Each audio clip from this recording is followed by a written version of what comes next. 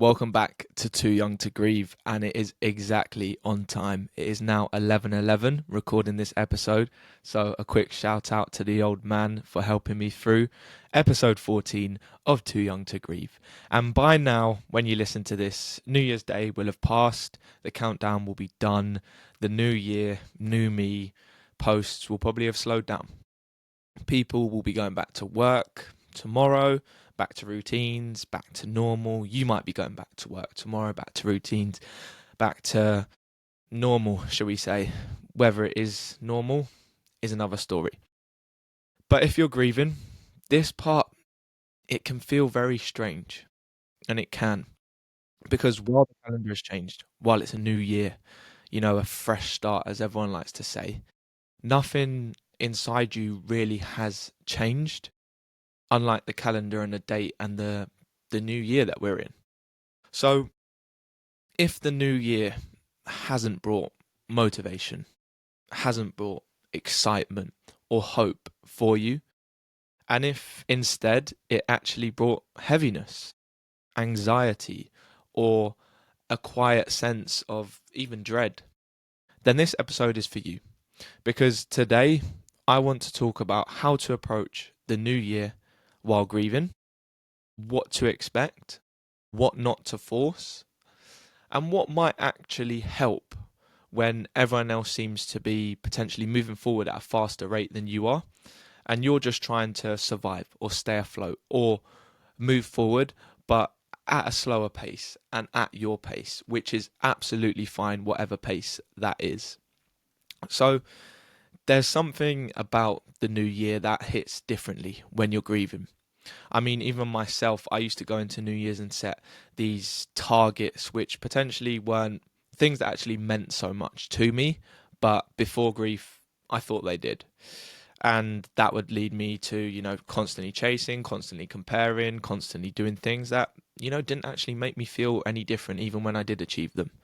And when you're grieving, and when you're at the new year, it comes with expectations, that's what a new year does, new year, new me, all that stuff. A fresh start, a reset, a clean slate. That's what the new year brings. But grief doesn't work like that. It doesn't reset at midnight on the 31st of December. It doesn't care what year it is. And it definitely doesn't disappear just because everyone else has decided it's time to move on from the last year and it's time to forget and move forward. For a lot of people, the new year actually brings a realization. This is another year without them, or a new year, the first year without them. That's what the new year brings to a lot of people going through grief. So it can make you think, here's another year of moments that they won't see, another year of me progressing, moving forward that they won't see, another year of milestones that you'll face without their support. And that's what a lot of the time can be confronting in a way that you didn't expect. And at a young age, that's very difficult because you think you want to move forward, you're progressing with your life, you're going through some interesting periods in your life, but they're not there to support you when you might be struggling. They're not there to give you advice from their own life. And that can be a difficult thing about the new year for people navigating grief. And it's not always sadness.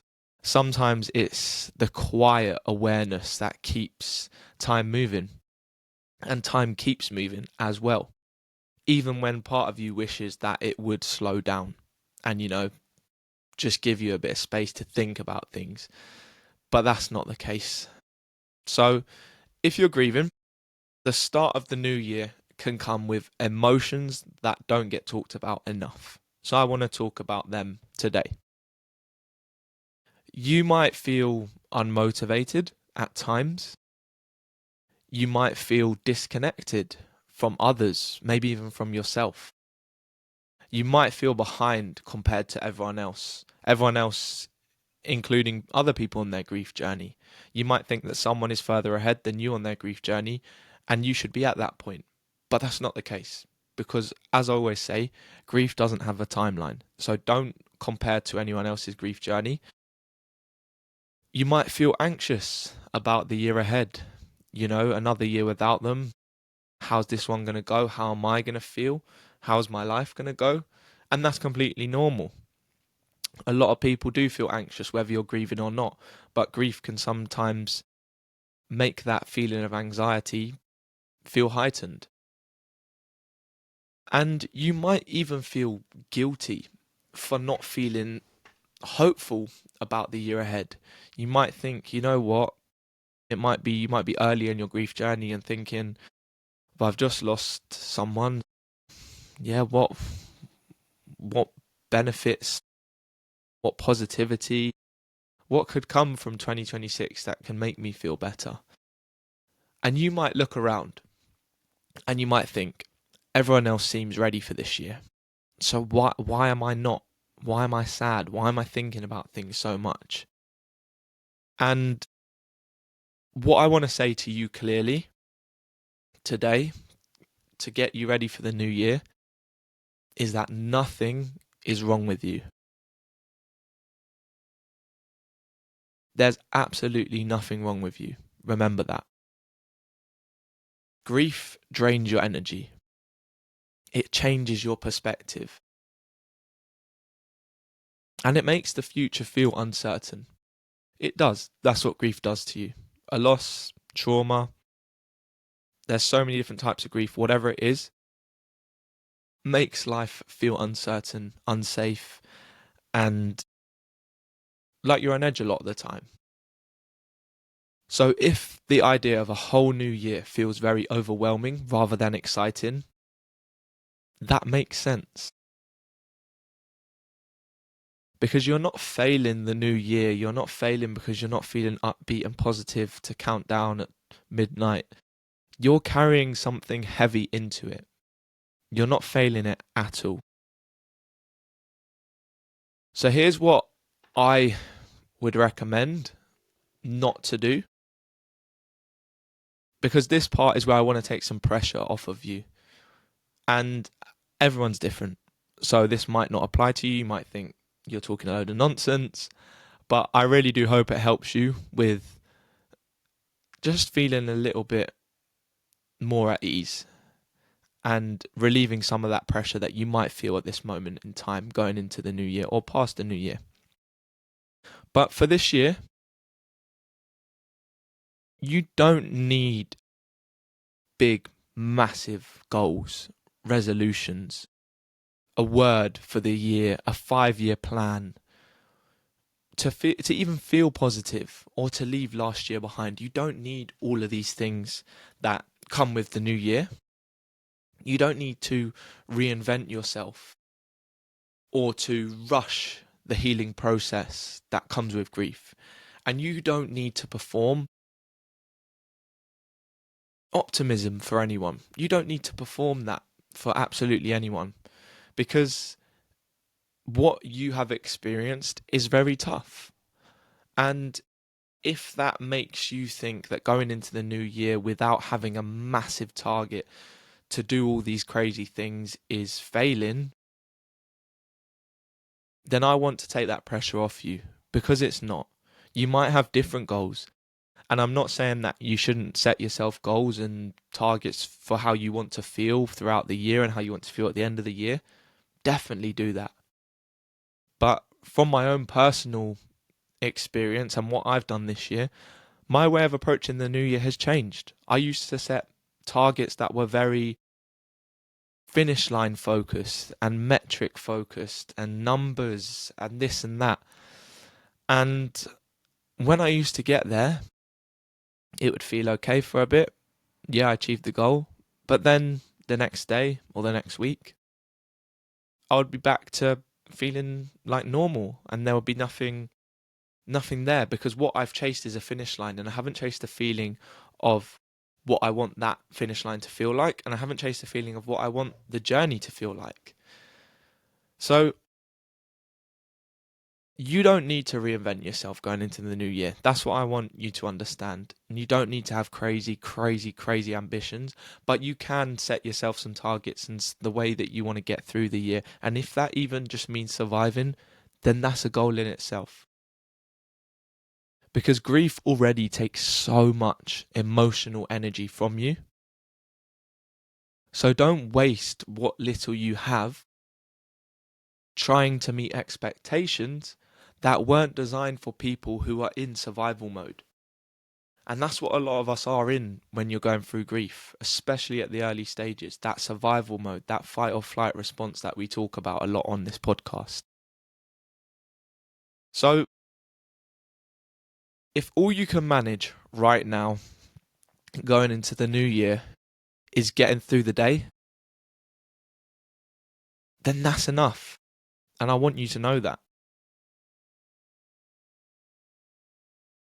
So we talked a little bit about what not to do and how to take the pressure off. But here's what I would recommend to focus on instead. Because if for you, the new year doesn't need to be about transformation, then what can it be about? And it will be different for everyone listening to this. It will be different. Some of you might be at the start of your grief journey. Some of you might be years into it and feel like, you know what, I'm ready to rebuild. I'm ready to really go for it this year. And that's absolutely fine. I've set myself goals and targets for this year. And you can too. But here's a few softer and gentler focuses that actually support grief, especially if you're not ready for those big targets and goals yet, especially if you're not ready to rebuild as such. You can do little things, take it one day at a time. So here's some of those things that you can focus on. The first one, and what I want to cover, is stability over change. So what do I mean by that? Well, instead of asking, how do I change my life this year? Ask, how can I support myself this year? How can I get through this year with a bit of stability and just one day at a time, take it easy and just slowly get back on track as best as I can? It's the small things, things like simple routines, whether that's incorporating a 30-minute walk or even less every day, whether that means reading, whether that means journaling, or starting a hobby that makes you feel at peace and doing that once a week to begin with. Having simple things in your life and simple routines that you can stick to really help with that stability. Things like consistent sleep. Sleep is so big to help you to feel your best the next day with absolutely everything. If you're not sleeping well, you notice that everything else is off. Your hunger, your energy, the way you feel. So consistent sleep is something that can be absolutely massive and just create that stability for you. Eating regularly, good meals, nutrient-dense meals, movement that helps you feel grounded. And like I say, it can just be walking, it can be yoga, it can be Pilates, going to the gym, whatever it is that makes you feel grounded, move your body. And that's such a key point, because when you are going through grief, a lot of the trauma and the tension and the feelings that make you feel a bit down are stuck inside your body. And by moving, that can help release some of it. It's not a magic fix, but it can help release some of that tension inside of you.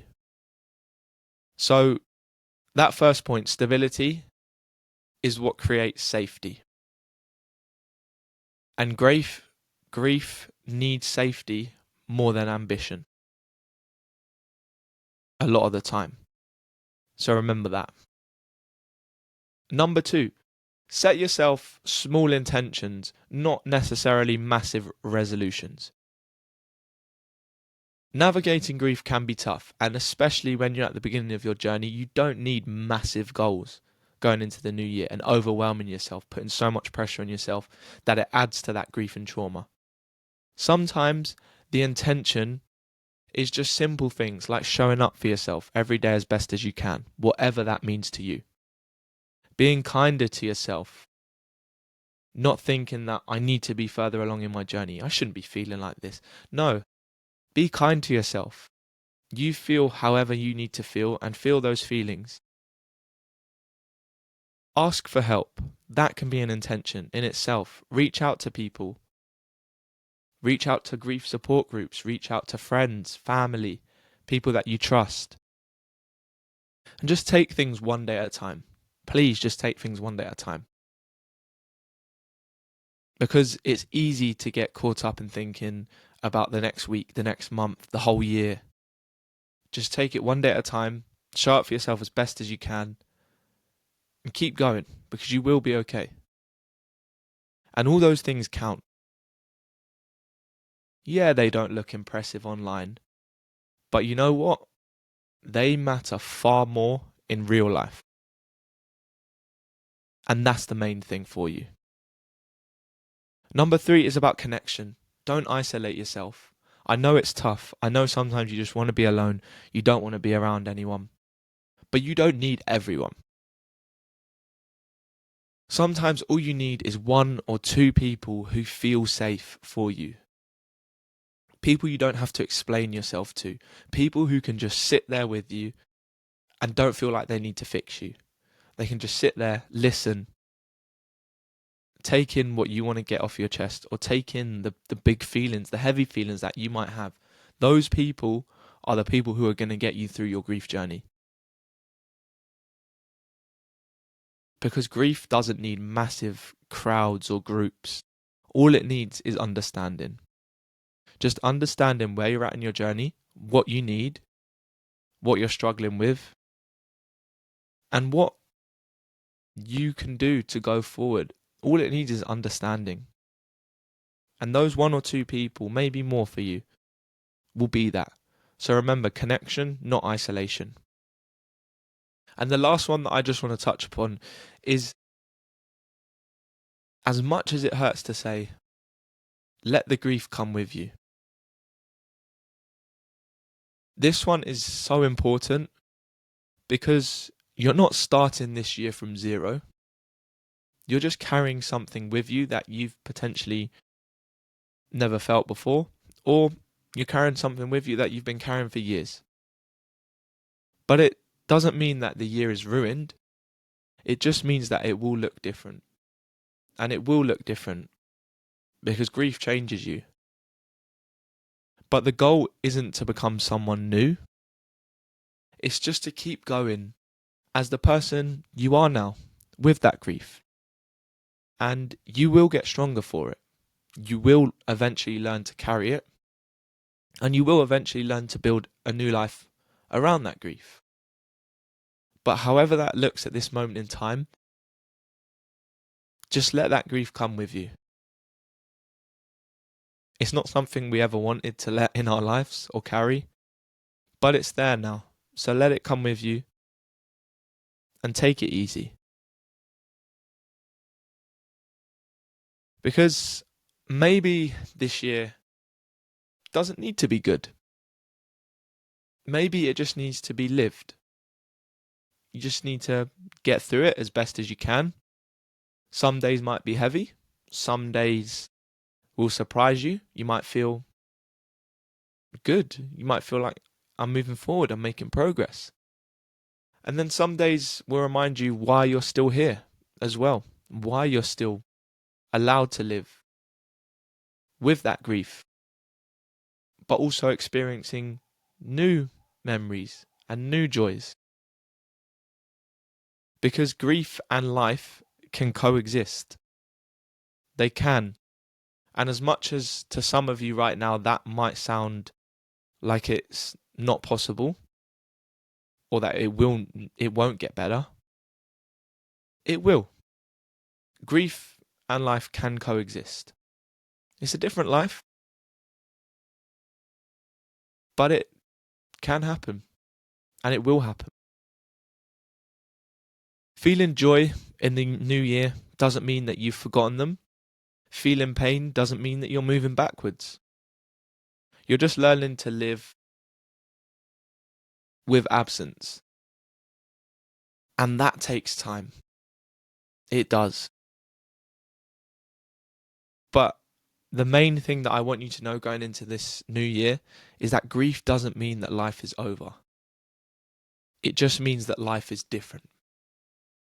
That's all it means. So, if you're stepping into this year grieving, early in your grief journey, a few years down the line, or even longer down the line, I want you to hear this.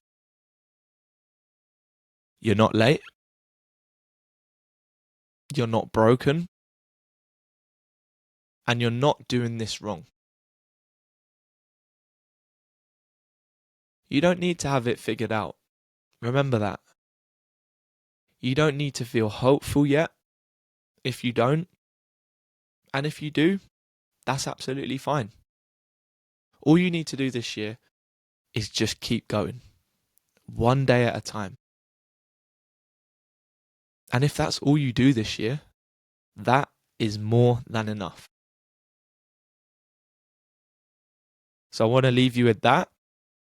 As always, thank you for being here. Thank you for listening. Thank you for supporting the podcast, the page. And I just hope that this helps you going into the new year, because it might look different. And that's fine. So again, thank you for listening. I hope this has helped. And if this episode has helped, please follow the podcast. Please comment anything that this podcast made you feel, or anything that you want to be covered going into the new year.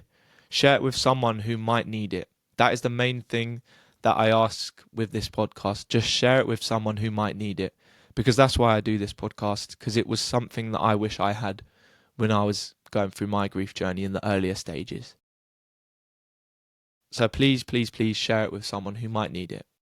And remember, you don't have to navigate this year alone, and you're never alone.